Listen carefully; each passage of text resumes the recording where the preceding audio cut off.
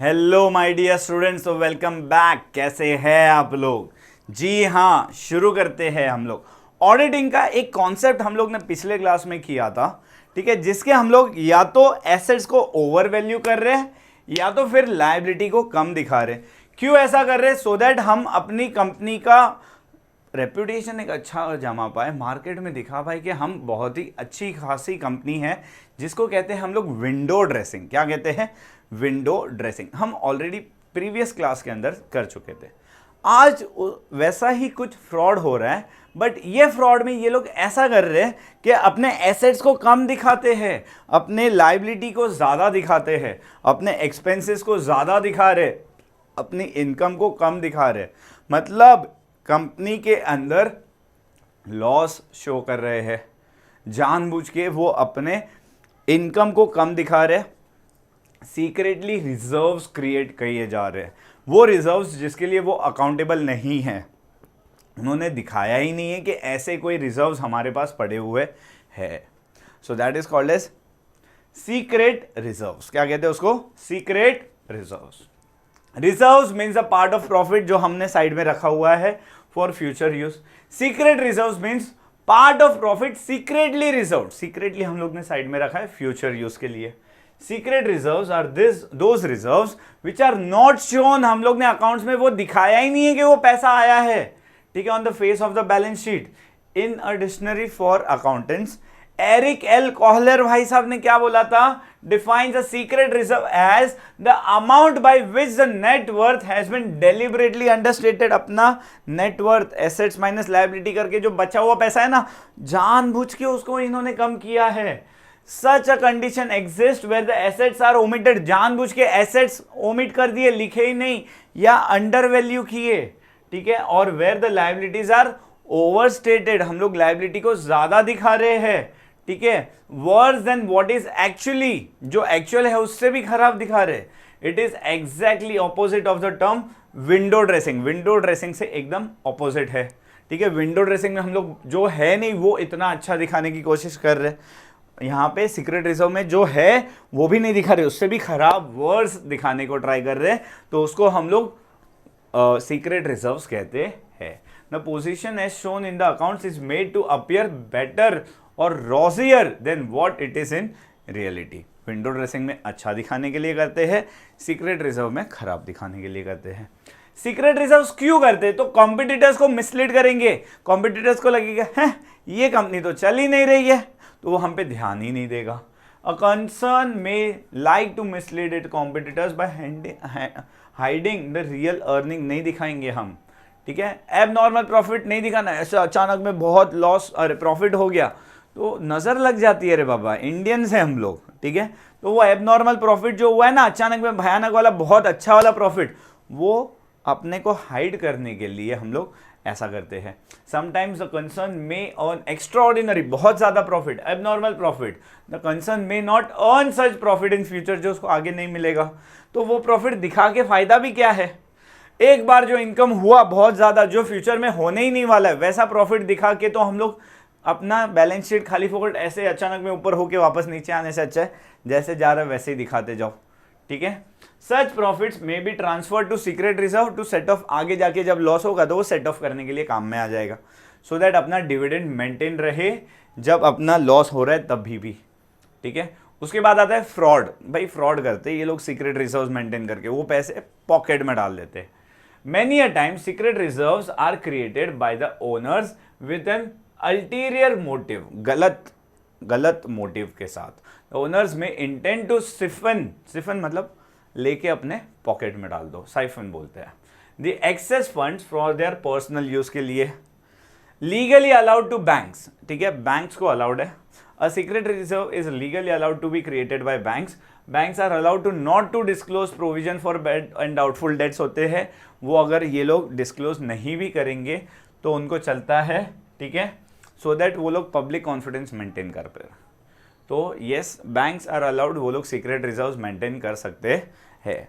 How secret reserves are maintained? तो basically secret reserves are maintained by understating the net worth को कम दिखाओ, मतलब एसेट्स कम दिखाओ, लायबिलिटीज ज्यादा दिखाओ, since net worth of a concern is equal to assets less liability, assets में से लाइबिलिटी माइनस करेंगे तो अपने को नेटवर्थ मिलता है, तो हम लोग एसेट्स को कम दिखा रहे हैं, लाइबिलिटी को ज्यादा दिखा रहे हैं। Under statement of assets and over statement of liability.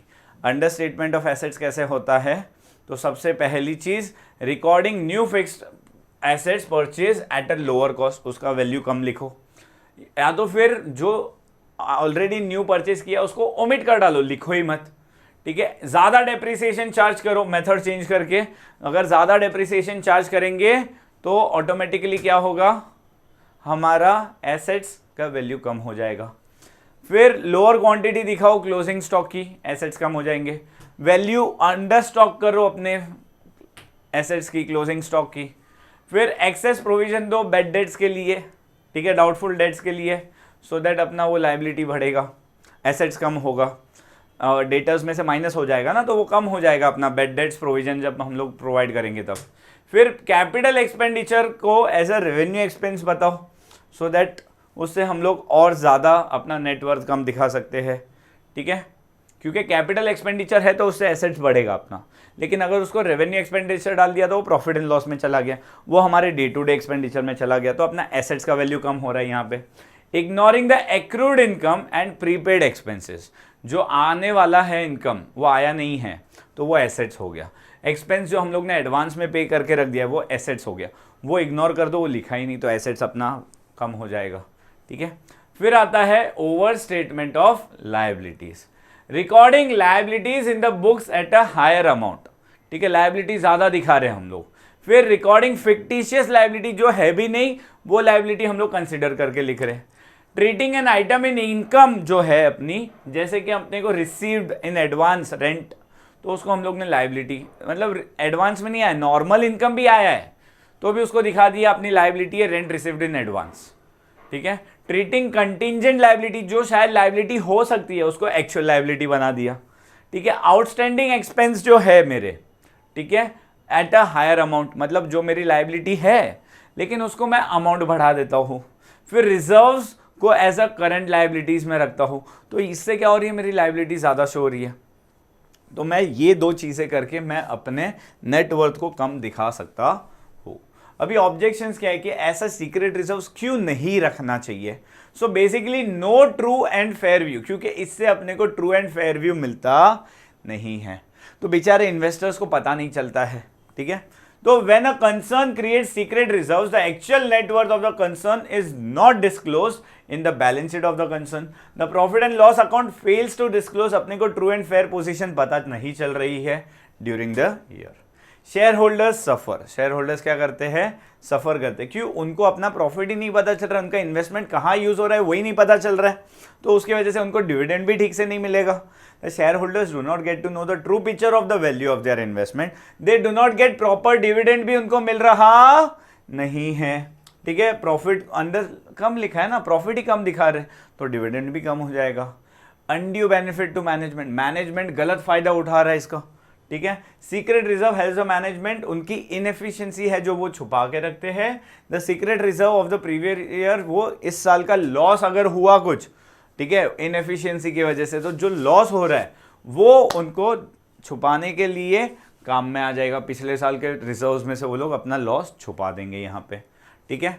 और इसके थ्रू मैनेजमेंट फ्रॉड भी तो कर सकता है। The management may defraud the company by siphoning, खुद के पॉकेट में डाल देगा वो reserve, secret reserve represented by the reserves. No check on assets, assets पे कोई ध्यान ही नहीं देगा। When certain assets are omitted, लिखे ही नहीं है तो वो एसेट्स बुक में दिख ही नहीं रहे, तो उस पर ध्यान कौन देगा।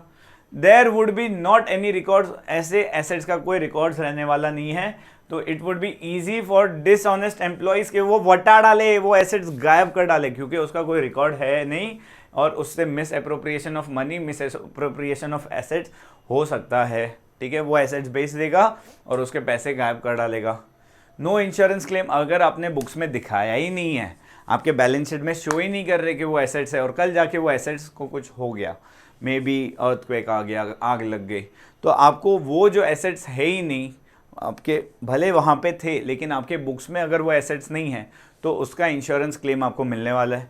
नहीं मिलने वाला है। In case of loss by fire where such hidden assets are destroyed the company would not get full compensation from the employ insurance companies and it is against the companies act 2013 कि भाई आप ऐसा कुछ भी कर सकते नहीं हो। Creation of secret reserve is against the provisions of the companies act 2013।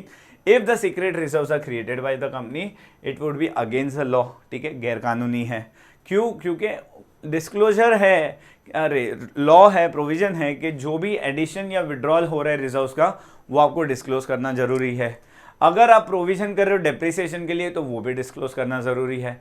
True and fair view आपके प्रॉफिट एंड लॉस का एंड बैलेंस शीट का, फाइनेंशियल स्टेटमेंट का, ठीक है, non recurring and exceptional items का सब true and fair view disclose करना जरूरी है। अमाउंट ऑफ प्रोविजंस मेड, कोई भी स्पेसिफिक लायबिलिटीज या कंटिजेंसीज या कमिटमेंट के लिए अगर आप कोई भी प्रोविजन रख रहे हो तो वो आपको डिस्क्लोज करना जरूरी है। फिर excess provision for depreciation of any known liability, जो भी कोई नोन लायबिलिटी है, रिजर्व है, तो वो सब चीजें आपको डिस्क्लोज करना जरूरी है। Auditor has to make a report on the accounts of the company examined by him. जो भी चीजें वो एग्जामिन कर रहा है ना उसके ऊपर रिपोर्ट बनाना पड़ता है। His report shall state whether the accounts given are true and fair view में है कि नहीं, वो सब उसको रिपोर्ट के अंदर लिखना पड़ता है। अगर in case the balance sheet of the state of the companies affairs as at the end of its financial year, साल के एंड में जो भी है वो उसको बताना है। In the case of profit and loss, तो फाइनेंशियल ईयर खत्म होने पे जो भी है प्रॉफिट सही है कि नहीं, ये दो चीज़ें अपनी ऑडिट की रिपोर्ट में दिखाना कि वो ट्रू एंड फेयर है, वो स्टेट करना ऑडिटर की रिस्पॉन्सिबिलिटी है। Creation of secret reserve is against this provision, ये जो लॉ पढ़े उसके अगेंस्ट है एंड इससे पेनल्टी भी लग सकती है, डायरेक्टर को जेल भी हो सकती है, उसके ऊपर केस भी हो सकता है, ऑडिटर पे भी हो सकता है और ऑफिसर जो है कंपनी के उसके ऊपर भी। That's why it is auditors duty, किसकी ड्यूटी है? Auditors duty regarding the secret reserve is discussed. ठीक है, जो हम लोग ने आगे डिस्कस किया था वो। ठीक है, तो फिर अब ये सीक्रेट रिजर्व कैसे होता है एक बार समराइज करेंगे। तो सीक्रेट रिजर्व क्या करता है? हमारे नेटवर्थ को कम शो करता है, shows worse view than the actual, जो एक्चुअल में है उससे खराब दिखा रहा है, एसेट्स को कम दिखाता है, लायबिलिटी को ज्यादा दिखाता है। क्यों करते हैं लोग ऐसा? सो मिसलीड, कंपटीटर्स को मिसलीड करने के लिए करते हैं ऐसा।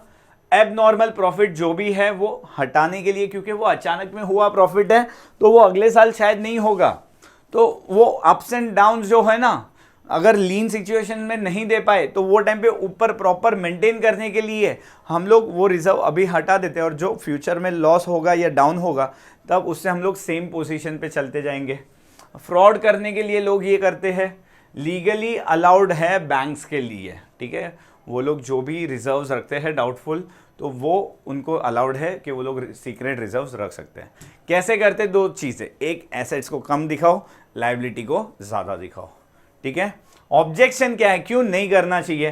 क्योंकि इससे ट्रू एंड फेयर व्यू अपने को पता चलता नहीं है। शेयर होल्डर्स यहाँ पे सफर करते हैं, उनके पैसे इन्वेस्ट हुए, उनको डिविडेंड ठीक से मिल नहीं रहे क्योंकि प्रॉफिट कम दिख रहा है। ठीक है, बेनिफिट कौन लेके जा रहा है? मैनेजमेंट अपनी इनएफिशिएंसी यहाँ पे दिखा नहीं रहा है कि भाई आज अगर लॉस हुआ तो पिछले साल का जो रिजर्व पड़ा है उसमें से वो लॉस को कवर कर डालो, तो इस साल जो इनएफिशिएंसी आई मैनेजमेंट में वो दिखेगा ही नहीं लोगों को। मैनेजमेंट यहाँ पे फ्रॉड भी कर सकता है क्योंकि ये जो सीक्रेट रिजर्व है वो अपने पॉकेट में डाल के लेके भी जा सकता है। एसेट्स के ऊपर कोई ध्यान ही नहीं रखेगा। अगर कोई एसेट्स मेरी बैलेंस शीट में दिख ही नहीं रहा है, किसी ने वो एसेट्स बेच डाला और उसके पैसे लेके चला गया, एप्रोप्रिएशन ऑफ कैश हो गया, किसी को पता ही नहीं चलेगा, कोई ध्यान ही नहीं देगा उसके ऊपर। इंश्योरेंस क्लेम भी नहीं मिलेगा क्योंकि जो एसेट्स मेरी बैलेंस शीट में दिख ही नहीं रहा है, इंश्योरेंस कंपनी वो एसेट्स के ऊपर मुझे क्लेम क्यों देगा? एंड कंपनीज एक्ट तो ये चीज़ बिल्कुल भी अलाउ कर रही नहीं है। ठीक है, so yes my dear students, I hope यहाँ तक हम लोग ने जो भी कुछ किया आपको प्रिटी मच एकदम क्रिस्टल क्लियर समझ में आ चुका होगा। आगे का टॉपिक हम लोग नेक्स्ट वीडियो में कंटिन्यू करने वाले हैं। अगर ये वीडियो आपको अच्छी लगी हो तो अभी के अभी लाइक करो, शेयर करो एंड चैनल को सब्सक्राइब करो। Thank you so much my dear students.